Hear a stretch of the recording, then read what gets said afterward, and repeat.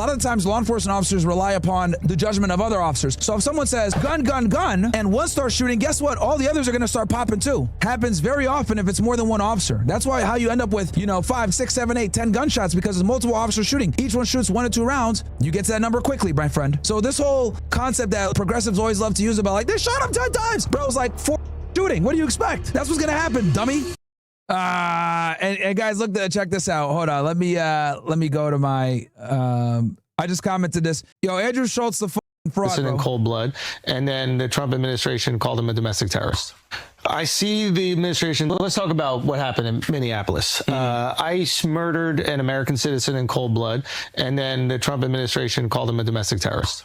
I see the administration trying to spin it, and it's disgusting. Yeah. It's like they didn't even have a moment where they're like, hey, we're reviewing the footage. We're going to try to see what's really happening. All of them, Trump and all the cronies, put out collective statements that immediately blamed an American citizen that was exercising his First and Second Amendment rights, right? He has the right to protest. He has the right to carry a firearm. He's a legal gun owner, right? There's no question about this whatsoever. And the administration immediately comes out. So, podcaster, bro, comedian Andrew Schultz is being absolutely humiliated after he claimed ICE agents killed Alex Pretty in cold blood for exercising his rights, only for it to be revealed that Pretty was armed and assaulting agents not only once but twice. Bro, like these, and I've been told you guys that Andrew Schultz is the biggest fraud on the internet, and I'm glad that people are finally waking up to this loser, bro. It is so hilarious to see people waking up to this guy. Such a fraud, dude. Biggest fraud on the internet by far. Kill somebody. Well, you can judge apparently we're emasculated because we're not in support of 6 guys jumping on and murdering a nurse. There's a use of force. You're a real man, Brandon. Hey, Brandon, you're a real man. You ever arrested anybody? Hang on, please. Hey guys, do me a favor. Smash the like button, please.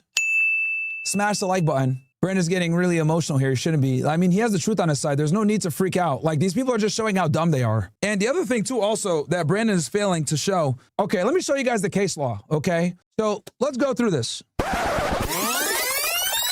right, so the case that we're going to talk about, guys, is Tennessee versus Garner, all right? This is the main case, all right, that basically has allowed the law of the land to the use of force law of the land. So Tennessee versus Garner, 1985, is a civil case in which the Supreme Court of the United States held that under 4th Amendment, when a law enforcement officer is pursuing a fleeing subject, the officer may not use deadly force to prevent escape unless the officer has probable cause to believe that the suspect poses a significant threat of death or serious physical injury to the officer or others. It was found that the use of deadly force to prevent escape is an unreasonable seizure under the 4th Amendment in the absence of probable cause that the fleeing suspect posed a physical danger. Legal scholars have expressed support for this decision, stating that the decision had a strong effect on police behavior and specifically that it can influence police use on deadly force. Okay, so here's the facts of the case. At about 10:45 p.m. on October 3rd, 1974, Memphis police officers Leslie Wright and Elton Hyman were dispatched to answer a burglary call. Officer Hyman went behind the house and his partner radioed back to the station. Hyman witnessed someone running across the yard. The fleeing suspect, 15-year-old Edward Garner,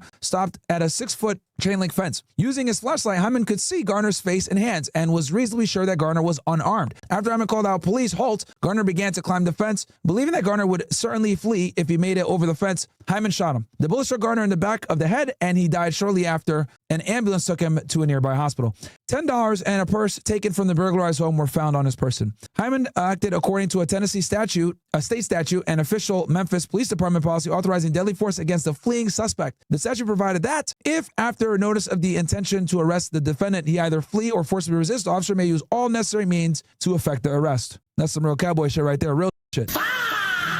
Sent that to the shadow realm. Garner's father then brought suit in the United States District Court for the Western District of Tennessee under the Civil Rights Act of 1871, 42 U.S.C. 1983, naming the city of Memphis, its mayor, the Memphis Police Department, its director, the officer Hyman as defendants. The District Court found that Hyman's actions were authorized by the statute. On appeal, the United States Court of Appeals for the Sixth Circuit remanded for reconsideration of municipal liability under Monell versus New York City Department of Social Services. The District Court found the statute and Hyman's actions were constitutional. The Court of Appeals reversed. If the killing of a fleeing subject is a seizure for the purpose of the Fourth Amendment, it is only constitutional when it is reasonable. Okay, key word here, reasonable. All right. The court then found that based on the facts in this case, the Tennessee statute failed to properly limit the use of deadly force by reference to the seriousness of the felony. Okay. So what did this basically do? This basically, guys, set the precedent where the use of deadly force needs to be reasonable. Okay, reasonable. Let me see here. And this is one of the main cases that led to that. Hold on. So, under member of the United States, a police officer may use deadly force to prevent the escape of a fleeing suspect only if the officer has a good faith belief that the suspect poses a significant threat of death or serious physical injury to the officer or others. And that obviously applies in other situations, whether or not they're fleeing or whatever. But basically, it comes into the concept of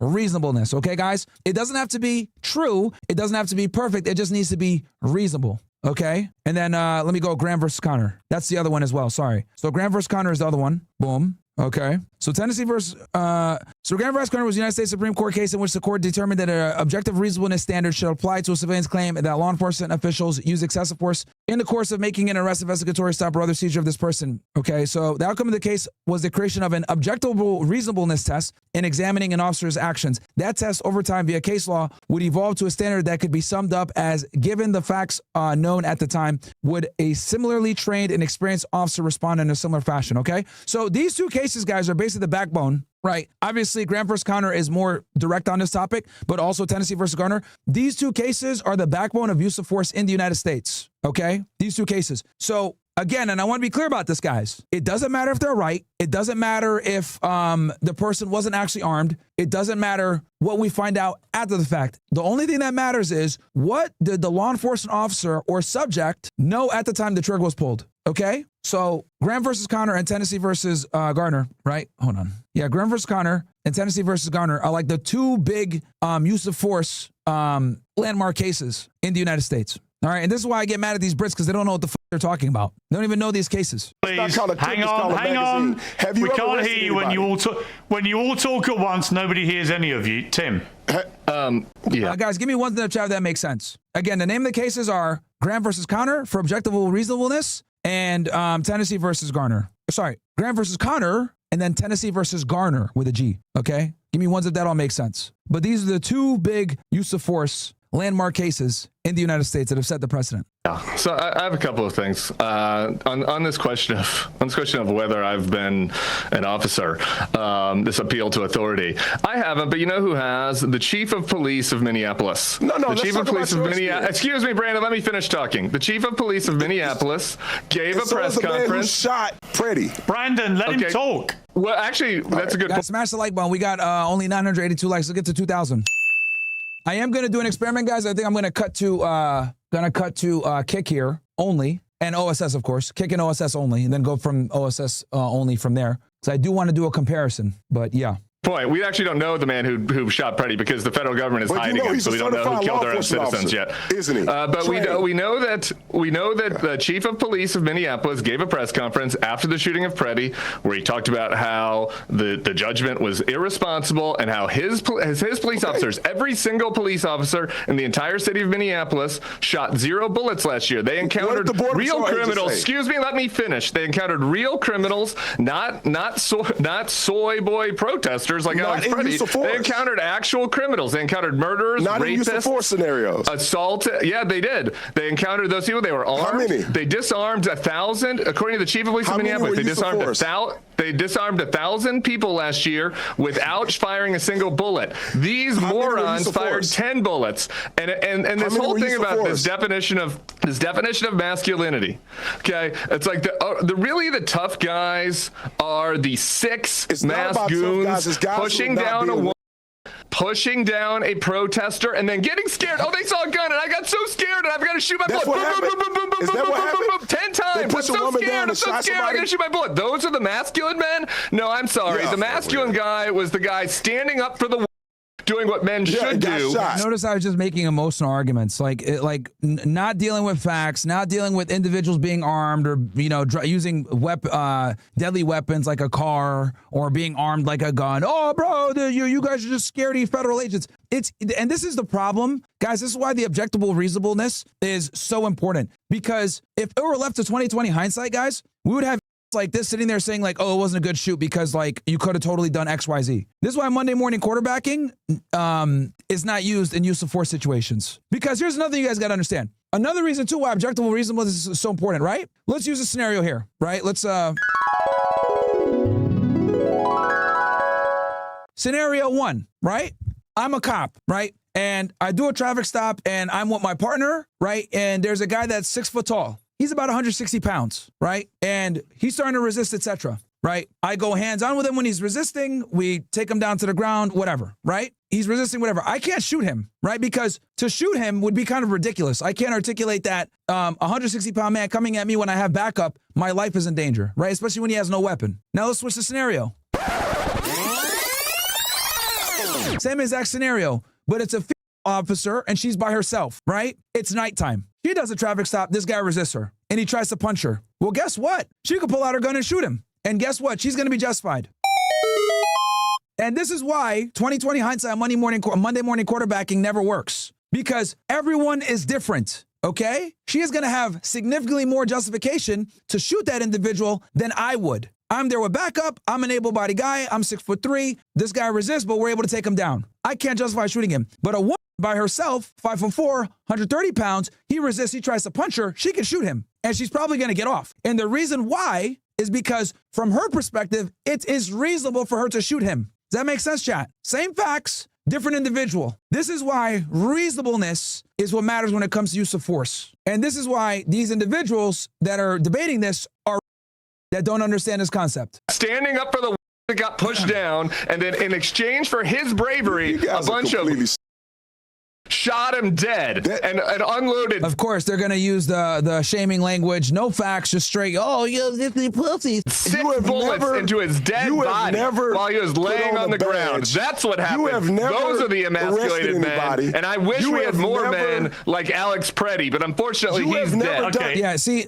Brandon doesn't need to even go down this road of you've never arrested anybody. Like, bro, just talk about reasonableness and use of force. Man, I need to be on these panels, bro. Come on, man.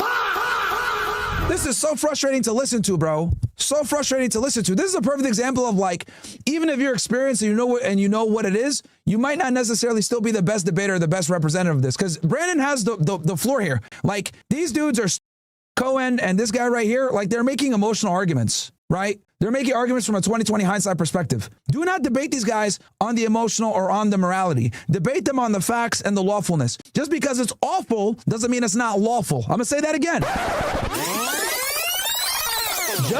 Just because it's awful doesn't mean it's not lawful, because it's 1,000% lawful. Okay? Let me bring in. All right, hang on. You never arrested anybody. You never carry a gun. You probably don't have a gun on you now. Quit acting like if you in a scenario, think it's cool to just shoot people, do you have a gun on you all the time? I'm concerned about your weapon. Do you carry a gun? Yeah, man. This shit, here we go.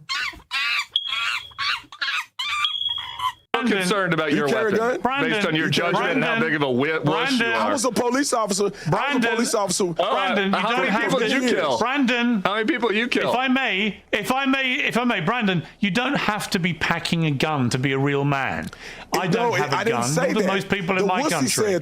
The wussy said that. I'm saying that in order for you to judge a man who's making a life or death decision, in order for you to judge another man who's making a life and death situation, it would behoove of you or have any wisdom to be in a situation like that. I've been in a situation where I had to choose whether or not I had to shoot a person or not based on use of force policy and the threat of bodily injury or death. Did you do it? You have never done that. So it is weird for you to try to judge a person who's in that split-second decision when you don't even carry a gun. So how about you go on a ride along and do some training? It's pretty easy to judge, and maybe you'll have a better perspective. It's pretty easy to judge, actually. The guy was laying on the ground. He was a corpse, and the guy shot him from a distance. Boom, boom, boom, boom, boom, boom, 6 times. It's pretty easy to judge. Okay, there's multiple officers, bro. So each officer shooting 1 or 2 shots. It's very easy for you to get to that number. That's another thing he doesn't understand. A lot of the times, law enforcement officers rely upon the judgment of other officers. So if someone says gun, gun, gun, right, and one starts shooting, guess what? All the others are going to start popping too. Happens very often if it's more than one officer. That's why how you end up with 5, 6, 7, 8, 10 gunshots, because there's multiple officers shooting. Each one shoots 1 or 2 rounds. You get to that number quickly, my friend. Okay? So this whole concept that progressives always love to use about, like, they shot him 10 times. Bro, it was like 4 shooting. What do you expect? Yeah, that's what's going to happen, dummy. And you can obviously tell that guy panicked. He shit his pants. Let me bring in Jonathan. Let me bring in Jonathan. Jonathan. Look, there's a lot of movement going on here. Bovino's been sent packing from Minneapolis. Kristi Noem's been effectively gagged. A lot of heat on Miller and others for putting them up to the rhetoric. They all seem to suggest it all come from Stephen Miller. Trump clearly aware that this is not working politically, but ICE remain doing what they're doing in other parts of America. They're deporting a reasonably large number of people, although interestingly, less actually in the first year than Biden. Here, let me give you guys an example of what I'm talking about. You guys are going to get a little bit of a treat right now. You guys are going to get a breakdown of a shooting on. So let me show you guys how we do this real quick. Let me go ahead and get myself off, get my face off. Oh, no, get my face off. Boom. Let's make this thing big, and we're going to break this down with some commentary, Nick. 911, what's the location of your emergency? Well, the chat show, though. Hey, you guys better send somebody quick, man. There's a dude walking up the hill on Othello between Rainier. He walking up Othello up Rainier from Rainier, and he got a gun. He got a. Okay, so this is important. They get a 911 call. A guy has a gun. So now they're going to be on high alert, right? Gun in his hand, and he just pointed at everybody that drive by. Hold on. Let me get my face off the screen real quick, and we just give some boom. Okay. So they show up on the scene after this 911 call, right? Move. Drop it! He's in Seattle. They tell him, drop it. Drop it! Drop it!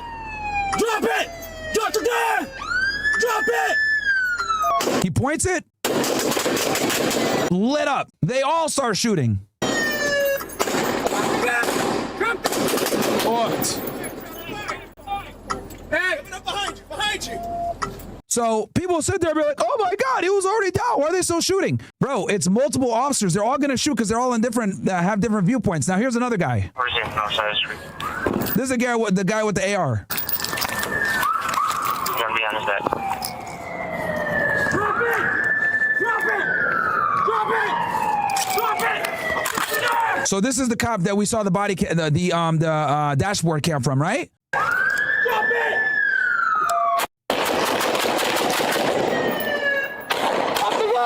Drop the Bam. Absolutely. So guys, it's not uncommon to get shot like 30 times by the police, okay? It's not uncommon because police show up in numbers. So if you get shot, you're going to probably get shot from multiple angles by multiple officers. That's just the game. But in terms of actual someone said that's a completely different situation. I showed you that situation to show you that how cops are going to respond when they think that when they know that the person's armed, which they thought he was armed as well, okay? Of course, some idiot's going to be, oh, well, it's not the same. It's not the same. It is the same. The purpose of why I showed you that was to show you that you're going to get shot by multiple cops 9 out of 10 times in a use of force situation. You're not just going to get shot by one.